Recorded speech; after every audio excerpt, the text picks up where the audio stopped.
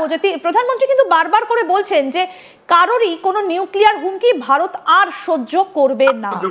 কি বলেছেন আজকে এই বিষয়ে প্রধানমন্ত্রী, আসুন সেটাও একবার শোনাই। भारत ने तय कर लिया है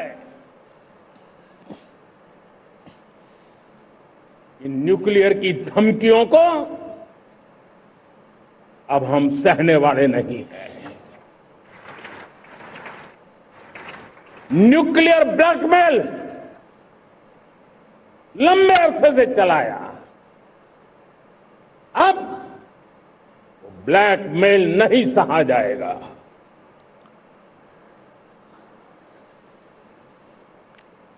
आगे भी अगर दुश्मनों ने ये कोशिश जारी रखी, हमारी सेना तय करेगी, सेना की शर्तों पर, सेना जो समय निर्धारित करे उस समय पर, सेना जो तौर तरीके तय करे उस तौर तरीके से, सेना जो लक्ष्य तय करे उस लक्ष्य को अब हम अमल में ला करके रहने वाले हैं।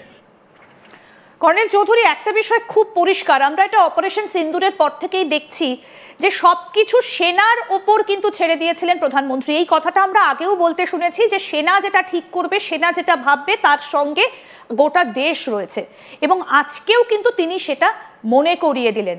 তার মানে একটা জিনিস যেটা আপনার কাছ থেকে আরেকটু পরিষ্কার হব, যে এই মুহূর্তে তাহলে সেনা যদি সিদ্ধান্ত নেয় যে এটা করা উচিত, তাহলে সেটাই হবে।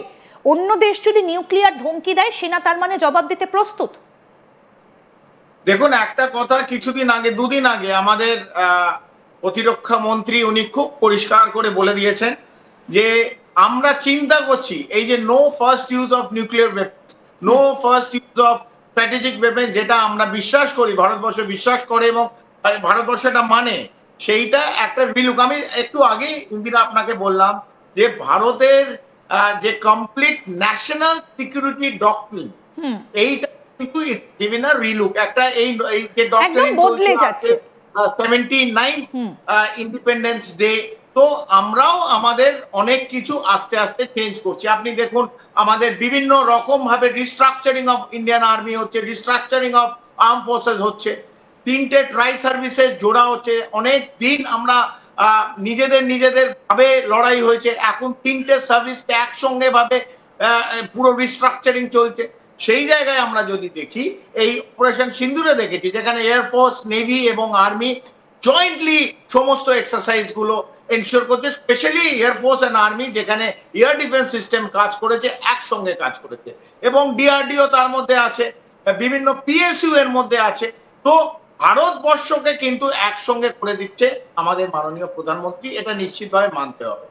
এক, দ্বিতীয় যে nuclear no first use policy, এটা রিলুক হচ্ছে, যেটা আপনি বললেন যে আমাদের এবার চিন্তা করতে হবে যারা আমাদের ধমকি দিচ্ছে, যারা আমেরিকার ভূমিতে দাঁড়িয়ে একটা হাতে শ্যাম্পেন গ্লাসে মোল্লা মুনিনের মতন লোক কিছু হাততালি পাওয়ার জন্য ভারতের মতন চতুর্থ ইকোনমিক মাইট অথবা মিলিটারি মাইট চতুর্থ বিশ্বের মধ্যে তাদের থ্রেট দিচ্ছে দাঁড়িয়ে, এবং সেখানে হাততালি দিচ্ছে কিছু আমেরিকান এবং অন্য কিছু রাষ্ট্রের লোক, এইটা নিশ্চিতভাবে ভারতের, এটা ভারত মানে কি, ভারত মানে 140 কোটি মানুষ।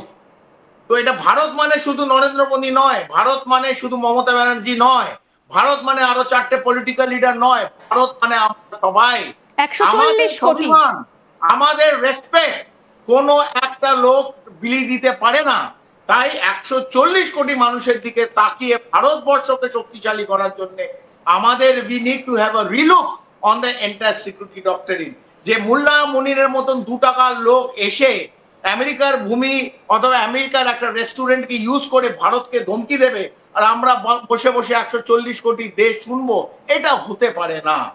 তাই there is a relook in the entire security doctrine. আমি বলছি না যারা ম্যাচিওর রেসপন্সিবল তারা এই নিউক্লিয়ার কথা, আমি আগেও বলেছি, বারবার বলছি, আমি এখানেও বলবো না যে আমরা কি করতে চাই। It is a strategic weapon, যখন ইউজ করার সময় হবে ভারত নিশ্চিতভাবে সেইভাবে ইউজ করবে। তবে রোজ আমি ধমকি দেবো পাড়ার মস্তানদের মতন, আমি যদি কোট আনকোট ইউজ করি, ফুটো মস্তানদের মতন। ফুটো মস্তান হচ্ছে পাকিস্তান। আপনি আপনার পাড়ায়ও দেখবেন, আমাদের বিভিন্ন পাড়ায় বিভিন্ন ফুটো মস্তান থাকে, তারা রোজই কিছু করে দিচ্ছে, সবাইকে মেরে ফেলছে, সবাইকে উড়িয়ে দিচ্ছে। কিন্তু বাস্তবে যখন কোনো ঘটনা ঘটে, সবচেয়ে আগে যে গর্তের মধ্যে লুকিয়ে পড়ে হচ্ছে এরা। তাই আমরা এদের কথায় নড়ি না, আমরা আমাদের ডক্টরিন নিজেরা তৈরি করি। আমরা ভারতবর্ষ, পাকিস্তানও ভারতবর্ষ থেকে জন্ম নিয়েছে, বাংলাদেশকেও আমরা জন্ম দিয়েছি। তো এই দুটো রাষ্ট্র যারা ভারতবর্ষ থেকে জন্ম নিয়েছে, তার মানে এক অর্থে বলা যায় বাবা ছেলে বাবাকে শেখাতে পারে না কিরকম ভাবে লড়াই করতে হয়। একদমই তাই, একদমই। এবং আজকে একটা জিনিস ভীষণ প্রাসঙ্গিক, যে আমাদের যে জাতীয় সঙ্গীত এবং সেখানে যে লাইনগুলো রয়েছে, পাঞ্জাব ও সিন্ধু, গুজরাট ও মারাঠা, এই জায়গাগুলো একদম পুরোটাই কিন্তু, আমি শুধু ওইটুকুটা বলার কারণ হচ্ছে এই যে আপনি বললেন না যে পাকিস্তান ও ভারতবর্ষ থেকে জন্ম নিয়েছে, আমাদের জাতীয় সঙ্গীতের মধ্যেই ওই জায়গাগুলোকে একেবারে অন্তর্ভুক্ত করা রয়েছে। সুতরাং আমেরিকার মাটিতে গিয়ে দাঁড়িয়ে ভারতের দিকে নজর দিয়ে যদি এই ধরনের কথা বলা হয়, তাহলে কিন্তু ভারতবর্ষ সেটার বেশি দিন সহ্য করবে না। এমনকি ভারতবর্ষের পেটের মধ্যে ঢুকে থাকা আরো একটা দেশ বাংলাদেশ, তারাও যদি আজকে বেশি লম্ফঝম্প করে, ভারত এখনো দেখায়নি ভারত কি করতে পারে। আমরা দেখেছিলাম সিন্দুরের পর পাকিস্তানের ভেতরে কাপাকাপি শুরু হয়ে গিয়েছিল রীতিমতো, এবং ডোনাল্ড ট্রাম্পের হাতে পায়ে ধরতে আসিম মুনির সেদিকে চলে গিয়েছিলেন। কিন্তু এটা কি এবার বন্ধ হওয়া উচিত, বন্ধ হবে? আমি কোনো জায়গায় দেখছি না যেখানে এটা বন্ধ হতে পারে। পাকিস্তান যে অক্সিজেন পাচ্ছে, মার্কিন যুক্তরাষ্ট্র থেকে অক্সিজেন পাচ্ছে। তবে ইন্ডাস ওয়াটার ট্রিটি, আজকে যেটা প্রধানমন্ত্রীও খুব পরিষ্কারভাবে বলে দিয়েছে, ইন্ডাস ওয়াটার ট্রিটি কে ভারত মানছে না। ওরা হেগে গেছিল, ইন্টারন্যাশনাল জাস্টিস কোর্ট জাস্টিসে গেছিল, সেখানে ওখানে একটা রায় দিয়েছে যে এই ওয়াটার ট্রিটিকে মানা উচিত ভারতের। ভারত বলছে আমরা এটাকে মানি না, এটাকে হেল্ড ইন অ্যাবায়েন্স, এটা নাকচ করে দিয়েছে। এবং জল বন্টনে আমরা এই চুক্তি, সিন্ধু জল চুক্তি মানছি না এবং জল দেওয়া হবে না। পাকিস্তান যা ইচ্ছে করুক, পাকিস্তানের শাহবাজ শরীফ যা ইচ্ছে বলতে পারুক, তাদের ফিল্ড মার্শাল মোল্লা মুনি যা ইচ্ছে বলতে পারুক, অথবা তাদের ওই বেনজির ভুট্টোর ছেলে যা ইচ্ছে বলতে পারুক। তো সেই জায়গায় যদি আমরা কমপ্লিটলি এই জিনিসটা আমরা দেখি যে ভারতের ডক্টরিন অনুযায়ী চলবে, সেখানে বাংলাদেশ কি বলল, অথবা পাকিস্তান কি থ্রেট দিল, অথবা মার্কিন যুক্তরাষ্ট্র প্রেসিডেন্ট ট্রাম্পও কি বলল, ভারতের খুব একটা যায় আসে না। কারণ আমরা নিজেরা স্বাবলম্বী, আমরা নিজেরা এগিয়ে যেতে পারি। আমাদের কোনো